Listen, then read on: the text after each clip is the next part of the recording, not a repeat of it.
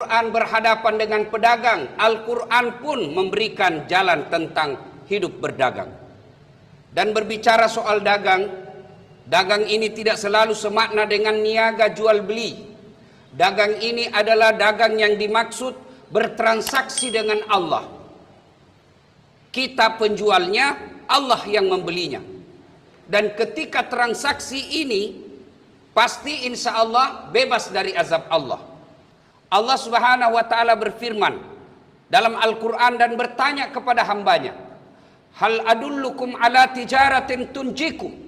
Allah bertanya, mau tidak saya tunjukkan kepada kalian niaga, bisnis, usaha yang tidak pernah merugi dan jauh dari azab Allah.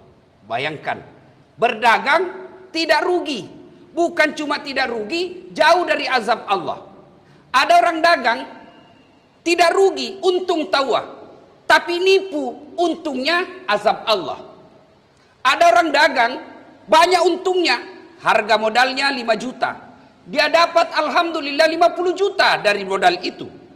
Dia untung, tapi menghalalkan segala cara, dia untung di dunia, tapi dia tidak bisa lepas dari azab Allah. Tapi bisnis yang ditawarkan Allah ini, sudah untung, jauh pula dari azab Allah. Hal adullukum ala tijaratin tunjikum min azabin azim. Saya tunjukkan kau niaga, jauh dari rugi, selalu beruntung, dan jauh dari azab Allah. Tentu jawaban mau. Kalau mau kata Allah, apa syaratnya? 1, tu'minuna billah. Berimanlah engkau kepada Allah Subhanahu wa ta'ala. Artinya apa? Apapun bisnis kita, apapun profesi dan pekerjaan kita, landasan utamanya iman. Jadi anggota DPR yang beriman. Kalau dia beriman kepada Allah, maka dia tidak akan menjadi broker-broker dalam menentukan hukum. Jadi pejabat-pejabat yang beriman kepada Allah. Kalau dia pejabat yang beriman kepada Allah, dia tidak akan menunjuk proyek-proyek penunjukan langsung yang hanya menguntungkan golongan dan partainya. Kalau dia menjadi tentara yang beriman. Bagaimana tentara yang beriman? Kita contoh Panglima Sudirman. Berjuang bersama rakyat, berjuang bersama ulama. Tentara yang beriman bukan tangkepi ulama, tapi dia bekerja sama bahu-membahu dengan ulama untuk membangun negara kesatuan Republik Indonesia. Tentara beriman.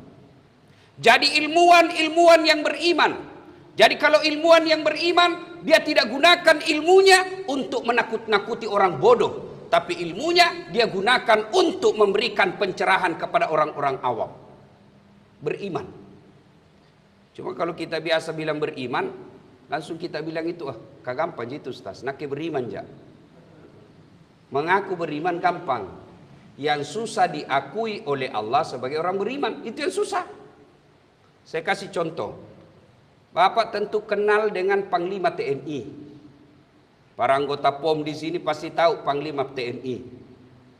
Begitu saya bilang, Cikalik Kenjo. Sepupu kah itu Panglima TNI? Mengaku gampang. Tapi begitu ditanya Panglima, Pak Panglima, sepupu ku bede Dasat.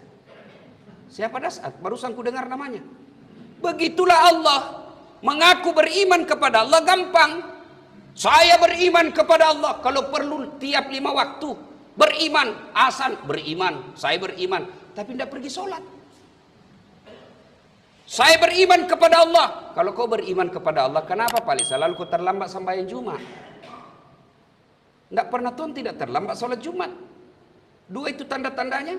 Paling terlambat datang, paling cepat pulang, orang khutbah dia tidur. Kalau kau beriman kepada Allah, kenapa kau selalu terlambat? Nah hari Jumat saja sholatmu, apa modalmu? Kau kira ada pengurusmu nanti di akhirat? Awalnya, standarnya yang real, ciri-cirinya yang nampak nyata, lihat sholatnya. Yang kedua, bisnis yang tidak pernah rugi. Jadi itu tadi dasarnya tadi. Mau pedagang, mau jadi musikus, mau jadi anggota DPR, mau jadi ilmuwan, tentara, polisi, ustadz. Dasarnya iman. Yang kedua, wa rasulihi, dan juga beriman kepada Rasulnya. Ada orang beriman kepada Allah tapi tidak percaya kepada Rasulnya, maka Islamnya tidak sempurna, bahkan tidak sah keislamannya. Sebab apa? Kita berikrar la ilaha illallah Muhammad Rasulullah. Itulah yang disebut dua kalimat syahadat. Dua kalimat syahadat maknanya dua perjanjian, dua akad. Dua perjanjian itu, perjanjian pertama la ilaha illallah, tiada Tuhan kecuali Allah. Tiada Allah, tiada Tuhan disembah kecuali Allah. Yang kedua, Muhammad dan Rasulullah, bahwa Muhammad adalah utusan Allah. Nah, mana aplikasinya? Wujud konkretnya? Kalau jadi tentara, beriman kepada Allah, beriman kepada